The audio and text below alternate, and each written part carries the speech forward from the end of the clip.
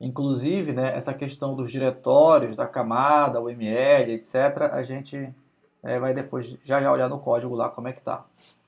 Então, atrelado à camada de repository, tem a camada de serviços, que lá naquela arquitetura que a gente estava usando como exemplo, do código geral, ele chama de service. Ele tem uma camada chamada de services. Tem também a camada chamada de domain. Essa camada domain, de domínio, é basicamente a estrutura de classes persistente do meu banco de dados, né? E tem uma outra camada que não está no mesmo nível dessas, que é uma camada web, né? Que ela está mais acima, aqui, né? Que na verdade é um pacote. E dentro do... E aí entra também, né? Vocês vão ver lá quando a gente for na UML valendo mesmo, também tem a possibilidade de você criar subpacotes, tá?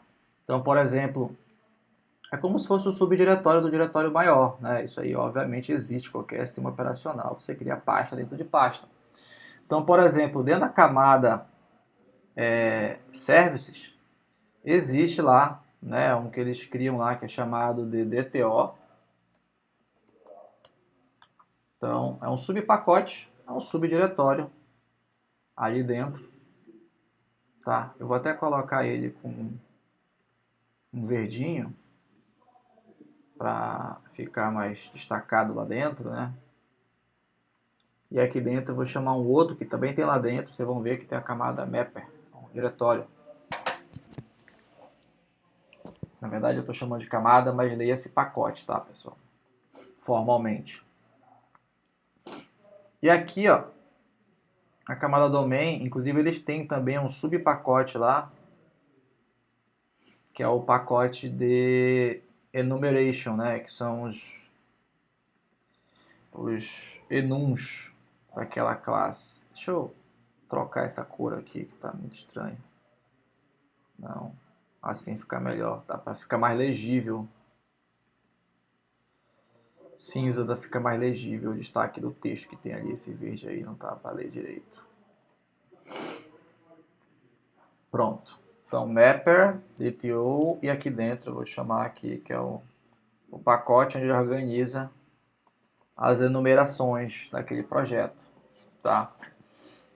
E aí, né, assim, é muito simples também a ligação, é basicamente uma dependência entre componentes, e isso também está ligado diretamente ao estilo camadas que a gente já viu em arquitetura de software, onde na prática a gente pode ter, né, uma camada que chama serviços da outra camada, né?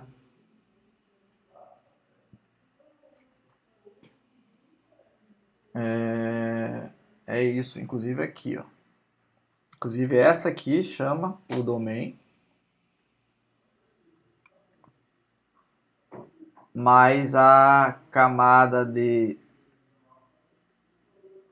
web não chama o domain. Ela basicamente chama o de service e usa os DTOs para chamar.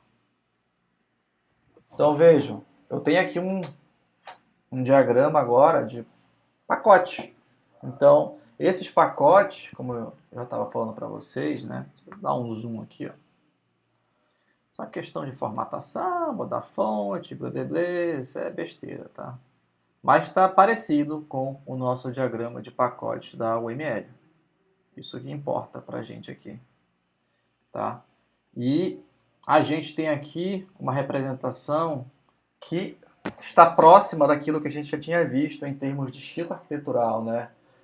Camadas de software. Então, o estilo de camadas, no fim das contas, o próprio diagrama de pacotes, né, como a gente está vendo aqui, ele ajuda a representar as camadas da arquitetura de um sistema.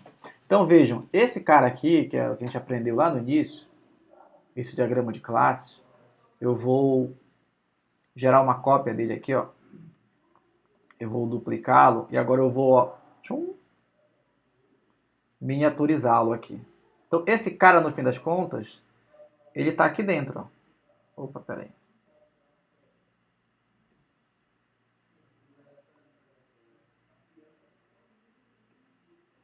Então, Isso ajuda justamente a gente entender como é que é uma arquitetura de software. Uma arquitetura é uma composição de, né, detalhamentos recursivos até um limite aí da sua serventia. Então, qual é a serventia de um diagrama desse? A serventia de um diagrama desse é, galera, nós somos projetistas de um software. Estamos aqui, né, para... Aqui eu estou aumentando a espessura. Nós somos projetistas de uma tecnologia e estamos aqui para passar essa informação para a equipe de projeto, né? E essa equipe vai ter que entender, né, qual é a composição do meu software, né, no sentido de, olha, esse software ele vai ter esse banco de dados, ele vai ter as seguintes camadas aqui, e dentro de uma informação específica que faz sentido eu modelar, isso eu também já falei para vocês, né, até desde o Software 1, nem tudo a gente precisa modelar, porque tem coisas que tipo, são tão simples e banais como criar os gets e set, métodos get e set para cada atributo da classe lá no Java. Isso é específico do Java, isso é lá na programação, eu não preciso colocar isso no diagrama, né? Operações de salvar, buscar, editar, isso todo banco de dados tem que ter isso, então não preciso representar esse tipo de método no diagrama. Ele não é, mas não quer dizer que não vai ter, né? Não quer dizer que o sistema não tem que salvar nada se eu não colocar no diagrama. Mas é uma coisa tão banal que não faz sentido. Agora, coisas que são realmente específicas daquele domínio, daquele sistema, faz sentido a gente detalhar. Então, vocês vejam aqui que eu já saí de um nível macro de diagrama, eu subi, dei um zoom out, basicamente, e gerei um diagrama da arquitetura geral. O diagrama de pacote serve para isso. E eu posso dar um zoom in em um aspecto específico. Então, se, por exemplo, se o nosso diagrama aqui, eu pegar o pedido, né, eu já posso entrar na outra seara aqui, que já é, beleza, um pedido, ele pode ter aí, né, algumas transições de estados, ele pode ter, de fato, algumas coisas que saem de um momento inicial até um momento final, né? Então, eu vou aqui representar aqui para vocês, ó, já aqui no diagrama de estados, uma sequência aqui de possíveis estados que, no caso do pedido, ele pode vir a ter, né? Então, por exemplo, deixa eu ver se consigo colocar aqui dentro dessa caixinha. Tá escrevendo, só que ele tá de outra cor, sei lá. Ou ele travou aqui. Só um segundo. Deu uma travada aqui.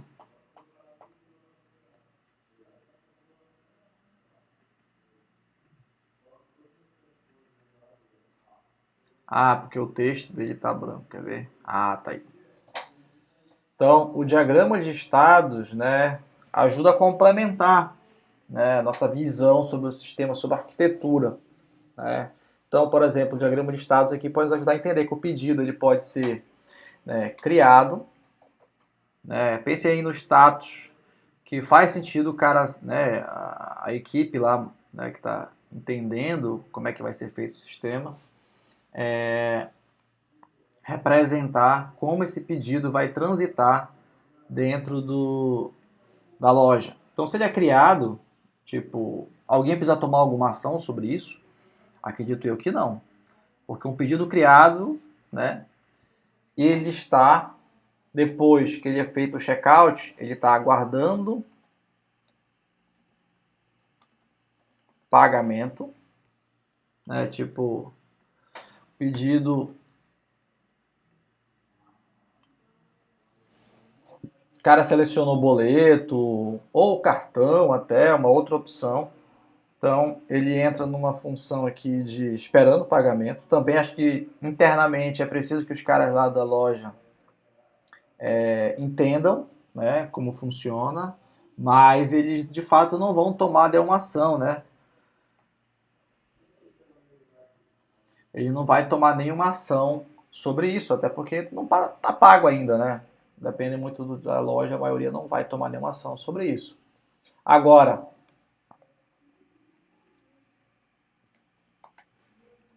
tem um outro possível estado desse pedido que é pago. Provavelmente aí sim, né, o pessoal da loja vai começar a tomar alguma atitude sobre isso, porque aí a loja já vai ter que ter obrigação de separar estoque, etc, etc, etc. Depois de pago, provavelmente ele vai para um estado aqui que eu estou misturando, mas vou deixar assim por enquanto, em trânsito, quer dizer, ele já foi pago e está em trânsito para entrega, né? E vou colocar aqui um último estado, né? Não estou fazendo uma coisa tão detalhada. Entregue. Quer dizer, a loja tem que estar tranquila porque já foi entregue.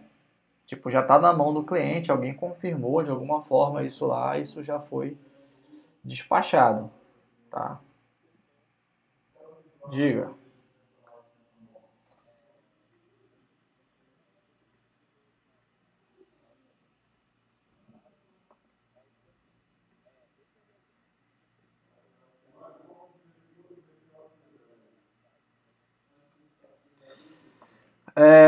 Depende, mas a maioria é para funcionalidades independentes, tá? Assim, o diagrama do sistema todo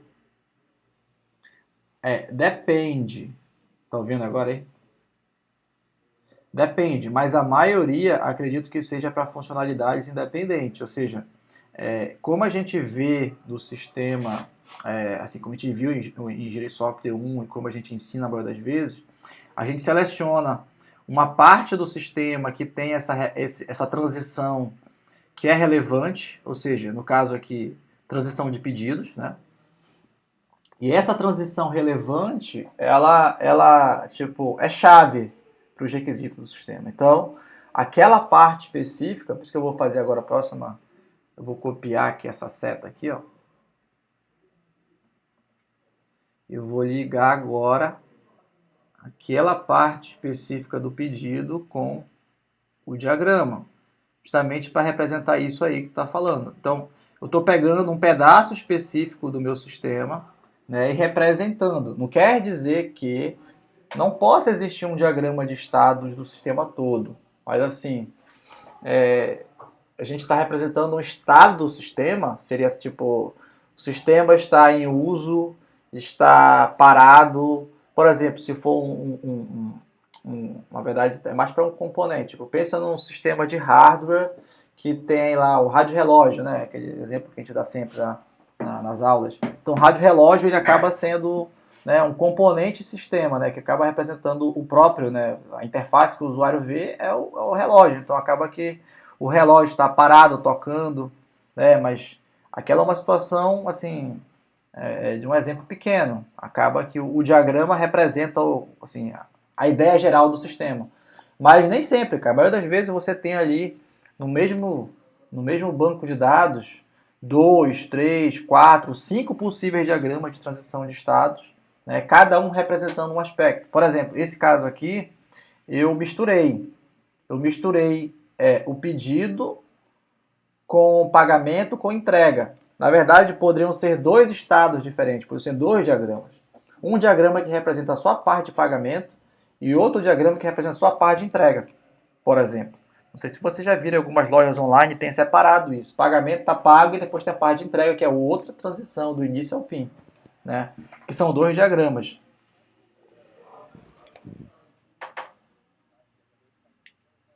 Uhum. Isso.